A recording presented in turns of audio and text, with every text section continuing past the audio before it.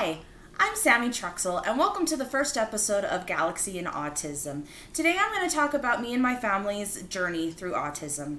It started about 5 years ago when I became pregnant with Orion. The doctors said that I would probably not be able to have kids, so it was very unexpected. And my husband was pale for 2 weeks after we found out. As the pregnancy went on, it got worse. I had really bad morning sickness. I ended up having a seizure, and by the end of it, I had preeclampsia. Because of this, I was induced. And I was in labor for about 15 hours. And then what ended up happening is that Orion flipped sunny side up, and he got stuck on my pubic bone, so they had to perform an emergency C-section. After he was born, I actually developed postpartum depression, and luckily I was able to get help and everything like that, and we went on from there. We have always known that Orion's different. He learned how to walk before he could crawl. He wasn't very communicative. He was always wanting to do his own thing, like picking weeds or just playing by himself instead of playing with other kids, and I noticed a lot of milestones between him and his cousins weren't being met. We actually got a referral from our doctor because he was delayed on his walking, so I called DDI, or early intervention, and made an appointment with them about his delayed walking. And within a few days, he ended up walking, so I called them and said, hey, we don't need the appointment anymore. And they're like, okay. And so we just kept going on, working with him and everything like that. And then what ended up happening at his 18-month checkup appointment with his pediatrician, we had to fill out an MChat. And during this MChat, the pediatrician went over it, and it gave some cues that Orion might have autism. So she gave us another referral for DDI to have them to come to the house and to evaluate him and see if they could be of service. And also to try to get him into a psychiatrist to get diagnosed for autism. So what we ended up doing when we got home was I called DDI, made an appointment, and they came over. And what they ended up doing was they did a bunch of questionnaire type questions, common questions on what he did throughout the day and stuff like that. And they also checked his eyes and his ears to make sure he wasn't blind or deaf as well. By the end of it, they told me that he qualified for the services. They couldn't qualify him as autistic, but they said that he qualifies for the services. So first we started off with a special needs therapist, and she used to be a special needs teacher. She was an awesome lady, and I still keep in contact with her to this day. And then we got an OT specialist, and she was amazing as well, and also a speech therapist. And we worked with them, and they were so awesome. I love DDI. But unfortunately, their program ends at 3. So when Orion turned 3, what we did is they helped us get into the Granite School District, which was awesome as well. So we got them, they reevaluated him and everything like that, and they said, okay, he qualifies for our preschool. To go back a little bit, on February 18th of 2019, we finally got Orion in to see a psychiatrist to get his evaluation for autism. At this time, we didn't have a medical insurance, but luckily my husband had saved some money up. So we were able to pay for the evaluation, which was about $1,500. And we went in there, and she played with them, asked us questions, kind of did a review on what happened during my pregnancy, how he was doing at home, stuff like that. And by the end of it, they said that he had autism and sensory processing disorder. So they really didn't give us much information. They just gave us a sheet and said, here's some ABA therapy. You're going to want to get him in. The waiting list might be long, so you want to call as soon as possible. So it's like, okay.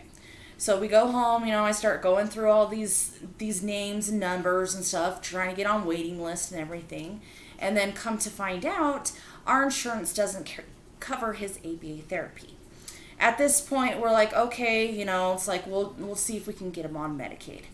So we go through the process of going on Medicaid and trying to get him on disability Medicaid and everything like that. And they come back and they say that we would have to pay $1,000 a month for their services for him to have ABA therapy. I was devastated.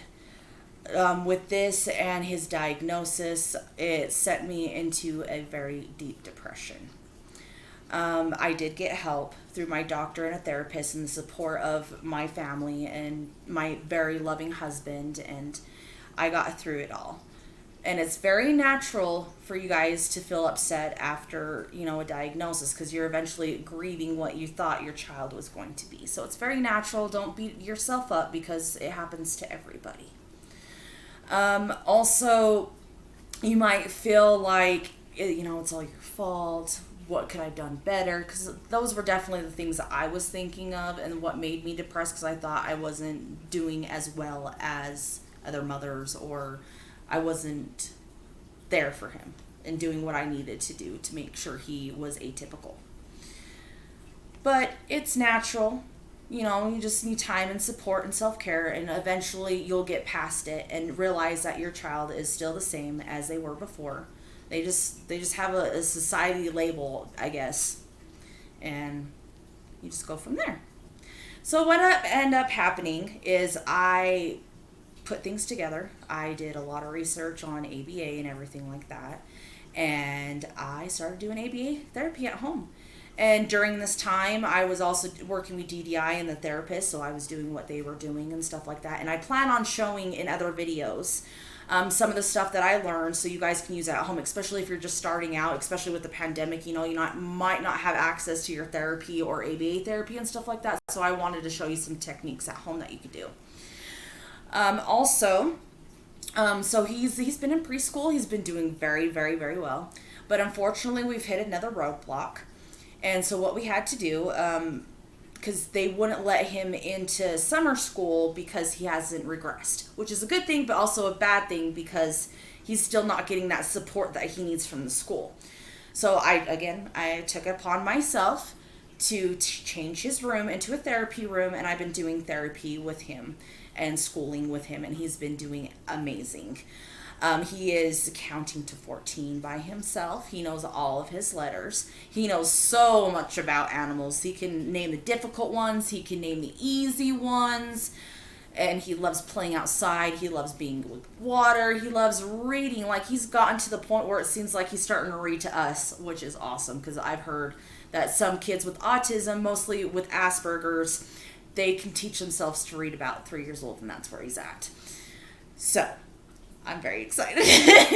He's doing very, very, very good. And I'm hoping everybody out there, with the pandemic going on, and things are starting to ease up a little bit, but hopefully you guys are getting your services back, which we all definitely need. I wanted to make this podcast because I feel like, we need that support together, because we are very strong. And sometimes we get a lot of pushback from other people or other companies or, insurances or whatever like that.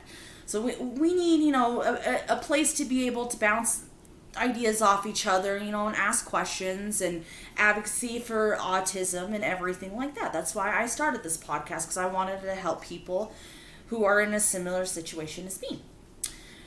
So I'm going to start doing this every Monday. So hopefully you guys like it. And next week, what I plan on doing is doing a segment about self-care. So this is more leaning towards the mothers of autistic children, of special needs children. But I definitely want to preach self-care, because it's definitely what we need right now. Because we can only give so much if we don't take care of ourselves. We can't give everything to our husbands. We can't give everything to our children. We can't give everything to our homes, our jobs, everything like that. So that's why I want to make that my second episode, is for self-care. So like I said, I'm going to do this every Monday. If you like the video, please like and subscribe, and I'll see you guys later. Thanks. Bye.